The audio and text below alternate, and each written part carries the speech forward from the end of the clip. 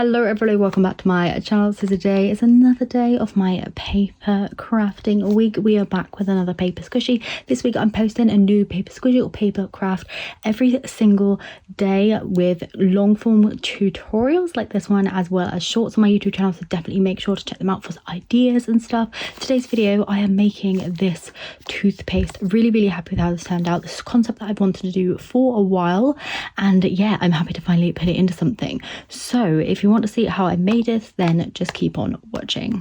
Okay, so obviously for the paper squishy you're going to need some paper. This paper here I'm using is just regular printer paper, A4 white paper. I think it's like Wilco branded or just something, any brand will do.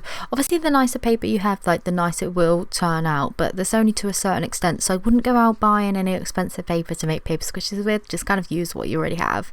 So to start off with, I drew out a watermelon because I wanted this to be a watermelon flavored toothpaste. I actually got given watermelon flavored toothpaste for Christmas, which I think is what sparked the idea of doing watermelon flavor. It tastes delicious. It's by the brand like High Smile or something like that, but yeah, it's really good. And I also got a peach iced tea one. They are a 10. Anyway, not talking about toothpaste, I drew out the design that I wanted, marked out where I wanted the eyes to be, and coloured in all around that. I marked out the eyes to begin with just because obviously they're white. It's easier if you leave it blank to begin with rather than colouring them in later. I did like basically kind of 2 inches thick of that pink colour to make the front of the toothpaste, and then the back of the toothpaste tube I just wanted it to be in a red, like just a plain red basically, so I just did a couple of inches of plain red either side of that, so when I rolled it, that was on the back. I went in with the Posca paint pen just to mark out the inside of the eyes, the mouth. I love using Posca paint pens in addition to markers. It really stands out and it looks really good. And I also like to add like extra highlights with acrylic paint. So as you can see, I'm adding the white of the seeds with acrylic paint. I added the tongue with acrylic paint, as well as some sparkles all around. I did some line work with this acrylic. I just think it stands out quite a lot in comparison to the actual markers, so that's why I always do that.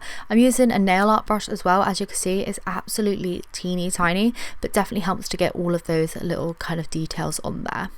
To add some extra details, because I didn't like how the pink marker was drying, this is just an old marker from my collection, don't even know where it's from, like maybe like Works or something. I actually just took a fine liner and just started adding some extra details on it, just to distract from the fact that the kind of background was a little bit patchy. So I just wrote out the words fresh and watermelon. I made them nice and thick, like bubble writing. I tried to centralize it as much as possible. I didn't do a very good job, and I also added some arms there just to take away from the fact, like I said, the background was a little bit patchy. So once I had the whole of the background and all of the kind of design complete, I then took some clear tape and just taped over the whole piece, almost like laminating it. You can laminate this if you have a laminator. I don't have one, but I really could do with one. Or you can use just like clear vinyl if you don't want to use a whole load of tape. I then rolled it up so that the back pieces like met nicely halfway around, so that like all of the front design basically took up half, and then the back design was just like behind. To secure it together, I just added some tape, and then what I did was I just grabbed together the bottom edge and just flattened that down just to create this toothpaste tube like shape. To make the circle for the top, I just took the top edge, drew out around that onto a scrap piece of paper, and then coloured that in the same colour as the front of the toothpaste tube just to make sure it matched. To make the texture match as well, I did cover this in tape afterwards. I then took a piece of rolled paper. As you can see here, I just rolled that up, just plain white paper, and taped that down into place to keep it as a little tube. I then drew around the kind of circumference of that in the middle of the pink circle that I just drew, and then I cut out that circle after I obviously taped it, and then I cut out that inner circle as well so that the tube could fit through that circle. I did cut through just like regularly and then cut the circle out, no special kind of way that I did that. I gave it a few adjustments to make sure that the lid or just the top of the tube fit on there just nicely. It's easier to just adjust it at this stage, just to make sure that it fits well. So once I had the whole stuff centered from the middle of the circle and all cut out, I then inserted the little tube just to make sure it fit, which mine did. And then with my tube, I just made some slits down it so that I could fold those back and use those almost as like an anchor against that like donut shape that I created for the top of the toilet roll, I was gonna call it a toilet roll tube, a toothpaste tube. So yeah, I just like folded those out, as you can see, like to make a little anchor, and then I popped the whole piece over it.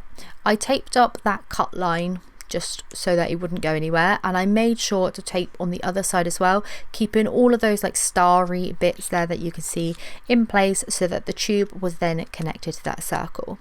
Once that was connected, I then needed to create the toothpaste for the inside of the toothpaste tube. So I had this idea to use a glove. I use pink gloves in my videos all the time, especially when I'm painting and stuff. It just protects my hands. I have like a box of like hundreds of these. They come in so handy, especially when doing resin work. So what I did was I cut the base of it off and the thumb so that I had the 4 fingers. I just folded them down so I had one of the fingers left. Sorry for the rude gesture. And then I trapped some air inside so that when obviously you push up the glove, it inflates. So I then taped that all down in place, made sure it was rolled up so all the air was trapped inside. I then inserted the main bit into the toothpaste tube and then kind of pulled one of the fingers just slightly out of that kind of white tube that I left. Then I taped that down into place, the circle that is, and then once that was done, basically the toothpaste tube was done. So then I was able obviously to just push up the toothpaste tube that traps the air and then just pushes it out of the tube, almost like it's coming out like toothpaste naturally would out of a toothpaste tube. So yeah, that's kind of how I made it. Okay, so this is the paper squishy all finished. As you can see, I left the back of this one red. I just thought plain will do. I like the red and the pink together. I just think it's so cute. I think it kind of matches the watermelon on here as well. So yeah, this is what it looks like. The little character, it's got little arms on here, just because I didn't like this patchiness of the pen. So I thought if I put arms there, it distracted from it. And it definitely does. I love the white accents. I've got them up here. We've got this. We've got sparkles on it.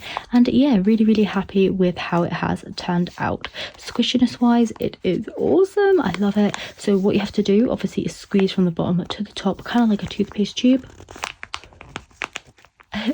And the toothpaste will just squeeze out at the end. Do you see? It can only come out this far depending on how much air's in it. So you can like leave it inflate again, just pop it back in the little tube, and then you can kind of squeeze it all out again. There you go, big squeeze. Look at that one, like it kind of inflates like a little bubble.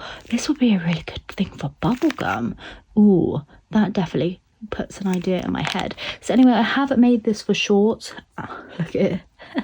It looks so empty. It does inflate again by itself, like the air just goes naturally back into it. And yeah, like I said, I have put shorts up on my YouTube channel. If you haven't already seen those, then I definitely check them out because I really, really like them. I feel like I need to put this back into shape. There we go. He'll come back to life just any minute now. Look, he's already gained a lot of shape back. But anyway, yeah, hopefully you have enjoyed today's video. If you have, please do give it a thumbs up on your way out. If you're not already, do subscribe because I am posting daily videos this week and lots more to come for 2024. If you have any suggestions or any requests of anything you'd like to see, then please leave it down in the comments down below, and I'll see you very soon, well, tomorrow, for another video. Bye.